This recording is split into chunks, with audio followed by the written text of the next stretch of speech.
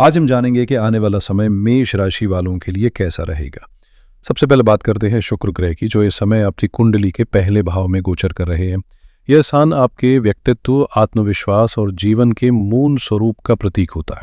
शुक्र की पूर्ण सप्तम दृष्टि इस समय उनकी ही राशि तुला पर पड़ रही है, जो कि आपकी कुंडली का सप्तम भाव है, यानी जीवन साथी, साझेदारी, सार्वजनिक संबंध और व्यापार का क्षेत्र।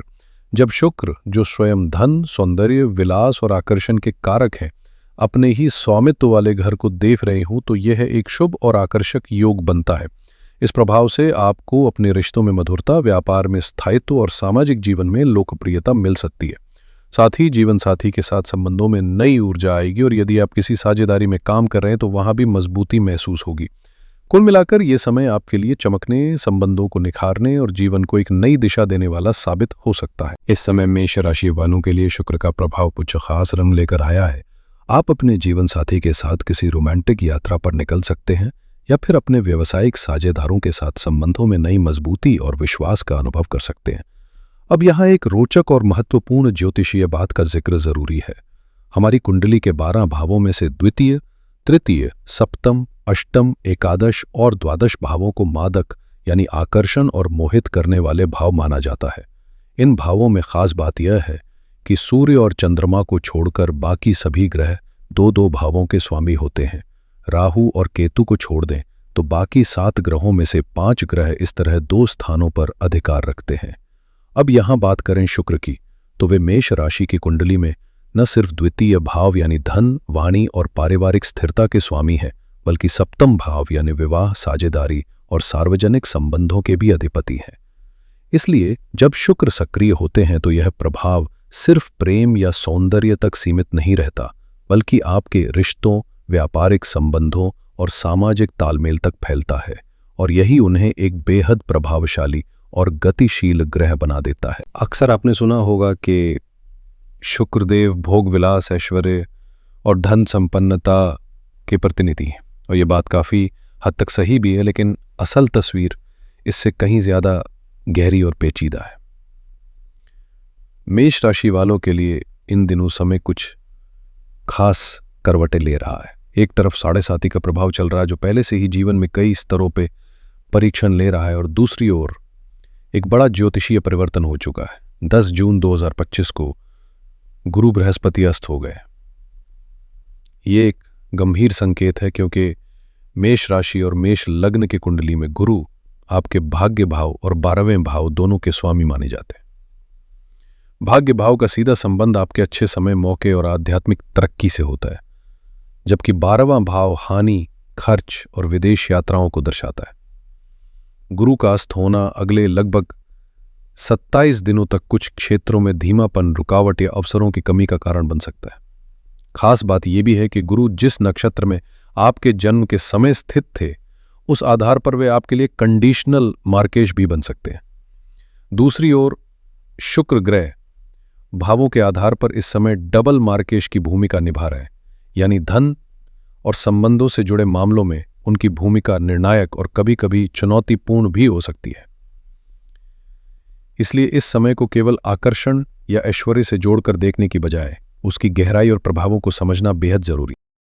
यदि जन्म के समय गुरु बृहस्पति किसी अशुभ या प्रतिकूल नक्षत्र में स्थित हो जाए, तो वे भी कंडीशनल मार्केश का काम कर सकते हैं, यानी जीवन में कुछ खास परिस्थितियों में अड़चनों या मानसिक उलझनों का कारण बन सकते हैं। जिन लोगों की कुंडली में गुरु इस तरह की भूमिका निभा रहे हैं और जिनकी दशा अंतर्दशा में इस समय गुरु सक्रिय हैं, उनके लिए ये 27 दिन थोड़ा राहत भरे हो सकते हैं, क्योंकि किसी भी ग्रह के अस्त होने पर उसकी शक्ति क्षीण हो जाती है और उसका असर कुछ समय के लिए धीमा पड़ जाता है।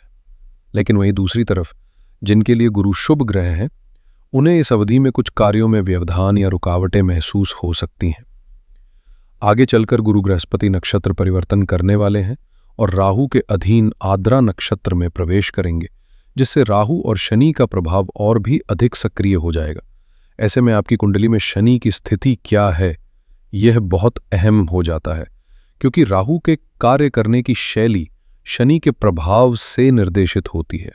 जिस भाव में और जैसी स्थिति में शनि होंगे, वैसा ही व्यवहार राहु भी ग्रहण करेगा।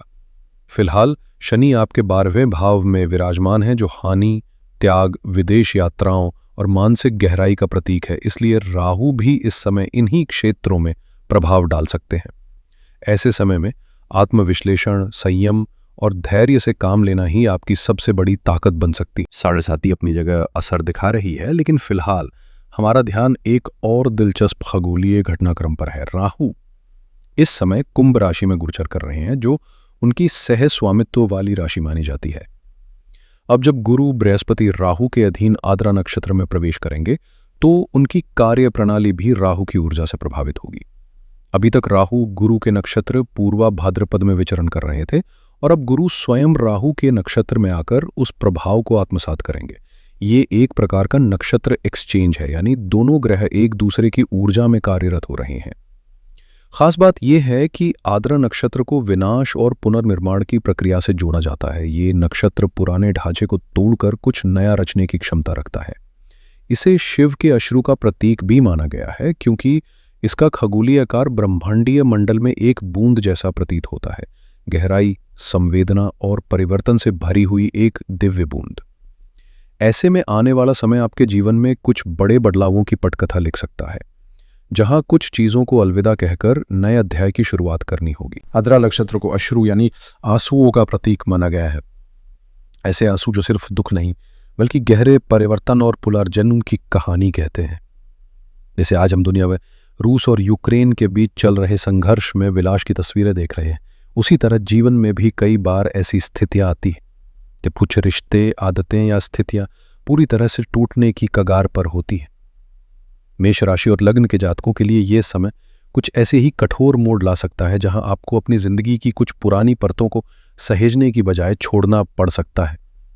आद्रा नक्षत्र की विशेषता ही यही है, जो चीजें अब उपयोगी नहीं हैं उन्हें पूरी तरह से हटाकर एक नई और कहीं अधिक सशक्त संरचना खड़ी करता है।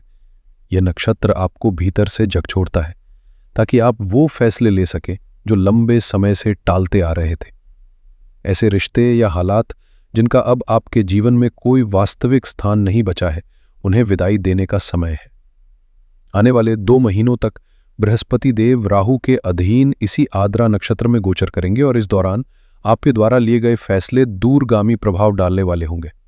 शायद अभी कड़े लगे, लेकिन आगे चलकर यही निर्णय आपके जीवन की दिशा तय करेंगे और आपको नए स्तर पर ले जाएंगे। अगर आप ये उम्मीद लगाए बैठे हैं कि सब कुछ तुरंत बदल जाएगा या कोई चमत्कारी नतीजा सामने आ जाएगा, तो हो सकता है थोड़ी निराशा हाथ लगे, क्योंकि ये समय तात्कालिक लाभ के बजाय दीर्घकालिक सफलता की बुनियाद रखने का है। अब बात करते हैं सूर्यदेव की, जो इस समय आपकी कुंडली के दूसरे भाव में स्थित हैं और 15 जून को तीसरे भाव में प्रवेश करेंगे। सूर्य, जो सभी ग्रहों के अधिपति माने जाते हैं, आपके पंचम भाव के स्वामी भी हैं। यह भाव आपके पूर्व जन्म के पुण्य, आपकी प्रतिभा और रचनात्मकता का प्रतीक होता है। तीसरे भाव में सूर्य का आना आपके साहस, संवाद कौशल और आत्म प्रकाश को एक नई धार देगा। साथ ही तीसरे भाव से सूर्य की 7वीं पूर्ण दृष्टि आपके भाग्य भाव पर पड़ती है, जो संकेत देता है कि आपकी किस्मत धीरे धीरे सक्रिय हो रही है। भले ही गुरु बृहस्पति इस समय अस्त अवस्था में हो, लेकिन सूर्य की ये ऊर्जा आपके सोए हुए भाग्य को जगाने में सहायक बन सकती है। इस दौरान पिताजी से संबंध मधुर होंगे, उनसे मार्गदर्शन भी प्राप्त हो सकता है। साथ ही लंबी यात्राओं के योग बन सकते हैं और अगर आप उच्च शिक्षा या विदेश में अध्ययन की योजना बना रहे हैं तो ये समय उसके लिए अनुकूल साबित हो सकता है। कुल मिलाकर यह चरण आपकी आंतरिक शक्ति को जगाकर आपको एक नई दिशा देने वाला है। बस जरूरत है धैर्य और विश्वास। इस समय आपके जीवन में धार्मिक यात्राओं के योग भी बनते नजर आ रहे हैं, जो न सिर्फ मानसिक शांति देंगे बल्कि आपकी आंतरिक ऊर्जा को भी जागृत करेंगे। हालांकि ध्यान रहे, सूर्यदेव जो कि वर्तमान में प्रभावी हैं, स्वभाव से थोड़ा अहम वाले ग्रह माने जाते हैं, इसलिए अपने ईगो पर नियंत्रण बनाए रखना बेहद जरूरी होगा। तभी चीजें सहज और आपके अनुकूल बनी रहेंगी। अब बात करते हैं बुध ग्रह की, जो सूर्य के अत्यंत समीप रहने के कारण एक बार फिर अस्त अवस्था में प्रवेश कर जाएंगे। संभव है कि मैंने पहले इस विषय पर जिक्र किया हो, लेकिन अगर नहीं किया तो आपको फिर से समझा दूं कि बुध प्रायः सूर्य के साथ ही रहते हैं और इसी वजह से प्रायः अस्त रहते हैं। यही कारण है कि अधिकांश कुंडलियों में बुध आदित्य योग मौजूद होता है, लेकिन यदि बुध अस्त हो तो यह योग पूरी तरह से फलदायी नहीं हो पाता। ऐसे में एक साधारण सी लेकिन प्रभावशाली उपाय आपके लिए मददगार हो सकता है। हर सुबह जब आप सूर्य को जल अर्पित करें तो उसमें चावल के एक दाने के बराबर कपूर का छोटा टुकड़ा भी मिला दें।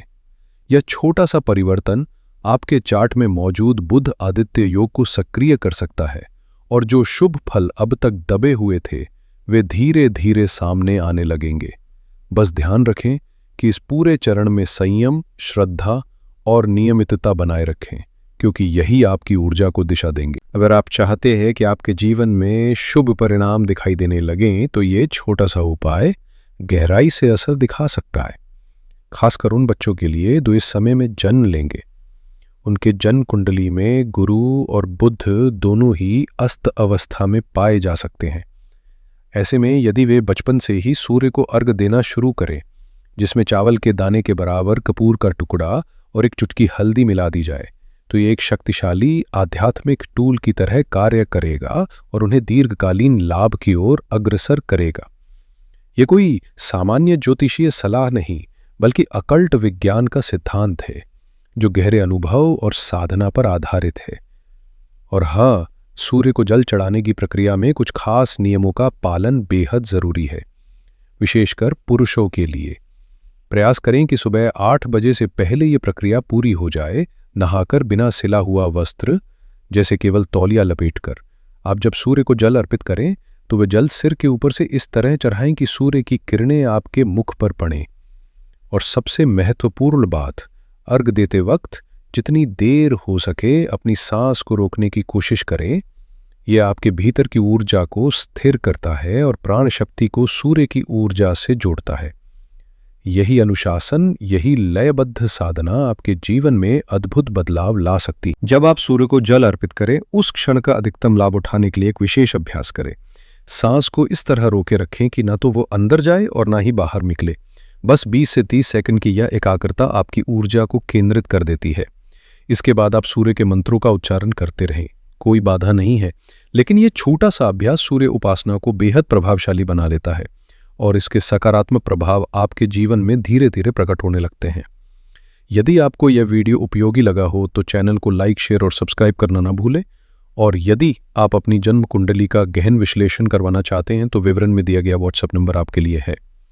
पर्सनल कंसल्टेशन एक मामूली शुल्क पर होता है, लेकिन हम पूर्ण प्रयास करते हैं कि आपकी समस्या का उचित समाधान मिल सके। तो चलिए फिर जल्द ही किसी नए विषय के साथ मुलाकात होगी। आपका धन्यवाद।